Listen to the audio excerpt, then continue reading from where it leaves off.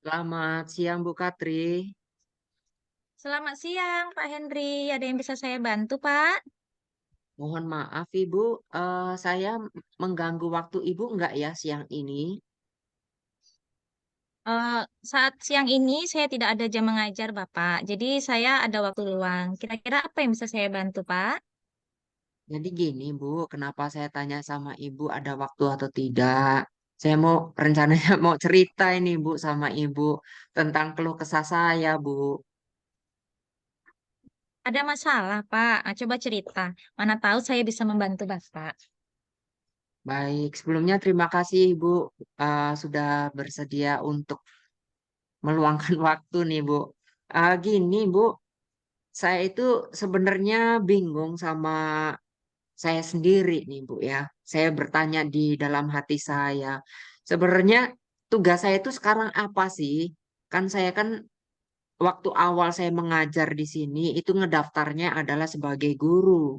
Tapi lambat laun seiring berjalannya waktu kok banyak tugas Bu yang diberikan ke saya dari kepala sekolah itu apa namanya meminta saya untuk pegang dana bos lah, saya sudah wali kelas lah dan yang lain-lainnya sehingga saya itu terlalu disibukkan dengan kegiatan-kegiatan yang menurut saya itu bukan tugas utama saya sebagai guru gitu loh Bu. Kira-kira gimana ya Bu ya menurut Ibu? Eh, Begitu. Jadi menurut Bapak itu sekarang tuh seorang guru. Namun, selain menjadi seorang guru, banyak pekerjaan-pekerjaan lain kepada Bapak dari atas, Pak. Begitu, Pak, situasinya sekarang. Iya, iya Bu, betul Bu. Jadi saya bingung loh Bu. Menurut Bapak, apa yang menjadi motivasi atasan Bapak memberikan tugas-tugas itu kepada Bapak?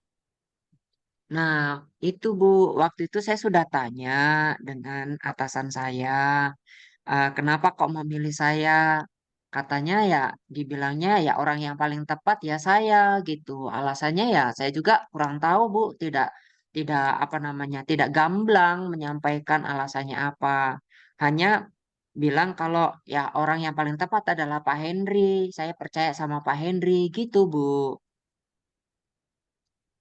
Jadi, sekarang ini eh, menurut Bapak, karena kepala sekolah Bapak itu mengatakan Bapak adalah orang yang paling tepat, orang yang terbaik bisa memegang amanah yang diberikan beliau. Jadi, menurut Bapak itu kira-kira apa yang ada di diri Bapak sehingga kepala sekolah Bapak itu beranggapan Bapak adalah orang terpercaya beliau. Kalau menurut saya pribadi Bu ya, saya sih memang sih orangnya eh, saklek Bu. Sebenarnya saya itu orangnya kalau ini ya ini, kalau itu saya nggak mau gitu. Jadi kalau A ya A, kalau berganti B, C, D, E atau yang lainnya saya nggak mau. Itu prinsip saya seperti itu dari dulu Bu. Mungkin itu kali ya yang membuat kepala sekolah saya itu meminta saya untuk memegang seperti dana bos dan yang lainnya. Mengapa Bapak berpikir kalau eh, perasaan Bapak itu mengapa kok berpikirnya apa tadi yang Bapak punya itu potensi yang Bapak punya itu bisa memotivasi gitu. Apa Jadi maksud saya itu apa hubungannya potensi yang Bapak miliki? Potensi yang Bapak miliki itu dengan tugas yang diberikan oleh Bapak Kepala Sekolah. Sehingga Bapak berpikiran kalau itu yang bisa memotivasi beliau memberikan amanahnya kepada Bapak. Jadi kan kalau misalkan nih Bu ya, saya beri contoh untuk dana bos. Dana bos itu kan memang hubungannya dengan keuangan, dengan uang gitu. Kalau uang itu kan memang harus pasti, nominalnya harus pasti dan istilahnya billingnya dan seterusnya pelaporannya harus jelas dan itu valid begitu.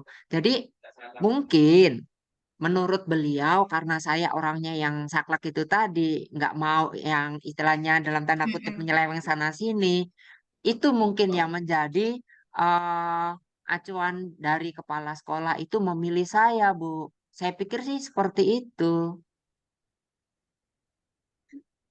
Jadi bagaimana perasaan Bapak waktu Bapak kepala sekolah mengamanahkan eh, Bapak dengan tugas-tugas seperti itu? Ya, pertama sih saya sebenarnya ya agak senang sih, Bu. Berarti orang percaya sama saya lebih. Tapi ya itu tadi. Jadi tugas saya itu sebagai guru menjadi tidak maksimal, Bu. Karena tugas-tugas saya itu semakin menumpuk. Sehingga tugas saya utama sebagai guru itu kadang-kadang justru malah terbengkalai, Bu. Kadang-kadang saya meminta guru piket untuk nungguin kelas saya. Gitu, Bu. Mengapa menurut Bapak tugas-tugas di kelas itu menjadi menumpuk karena ada tugas-tugas lain gitu? Ya, jadi kan gini loh, Bu. Saya kan kalau mengerjakan sesuatu misalkan dana bos itu kan tidak sejam 2 jam selesai. Kemudian kalau ada kegiatan yang lain kan saya mengharuskan untuk tidak mengajar karena waktunya itu kan bersamaan, Bu. Dan ini hubungannya juga dengan dinas kan. Kalau misalkan dinas meminta hari ini harus segera, nah kan berarti saya harus meninggalkan pekerjaan utama saya sebagai seorang guru untuk mengajar di kelas begitu, Bu. Berarti posisinya tugas utama Bapak sebagai seorang guru dengan tugas tambahan Bapak itu terkadang memiliki jadwal yang sama, gitu ya, Pak. Jadi Betul, Bapak betul. merasa, jadi Bapak merasa saat menjadi guru itu terganggu dengan tugas tambahan Bapak. Selama Ya, ini, karena Bapak bisa mengatur waktu Bapak?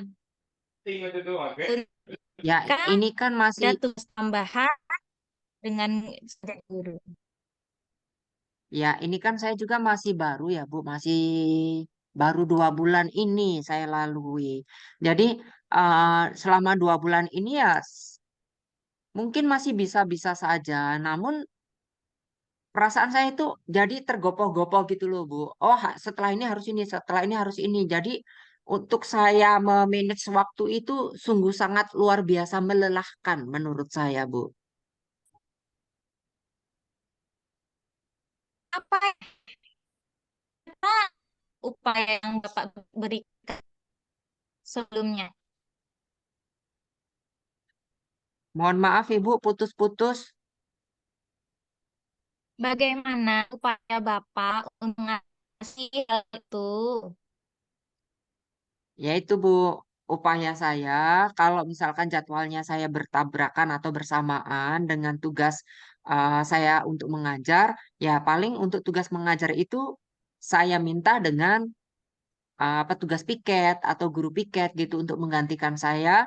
Paling saya kasih tugas atau materi apa dengan siswa begitu Bu. Saya titipkan dengan guru piket. Berarti rekan Bapak yang membantu Bapak untuk melaksanakan proses pembelajaran. Situasinya Betul Bu. seperti apa Pak jika dilaksanakan seperti itu? Apakah kira-kira tetap mengganggu atau apa? Bagaimana? Kalau secara kasat mata sih tidak mengganggu, Bu, karena memang tugas saya itu sudah terbantu. Namun secara beban di saya itu sebagai seorang guru itu ada beban tersendiri, Bu. Karena memang tugas saya harusnya mengajar di kelas dengan anak-anak. Tapi ternyata kok saya malah mengalihkan itu kepada guru piket, begitu loh, Bu. Jadi sekarang yang Bapak inginkan seperti apa? Setelah Bapak mengetahui kalau tadinya aturan dana bos itu mengharuskan saya sebagai bendahara.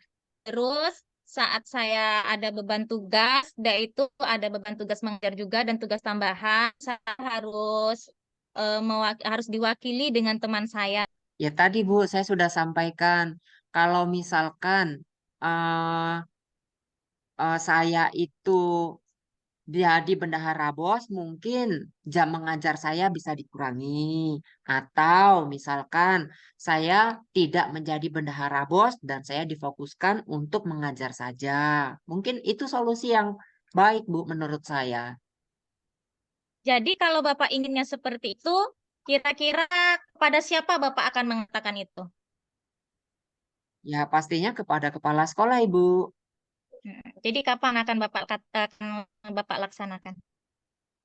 Rencana saya sih setelah saya mendapatkan peneguhan ya dari Ibu, karena kan saya kan ngobrol dulu sama Ibu, kira-kira baiknya gimana. Nanti mungkin setelah ini, Bu, saya langsung ke tempat kepala sekolah.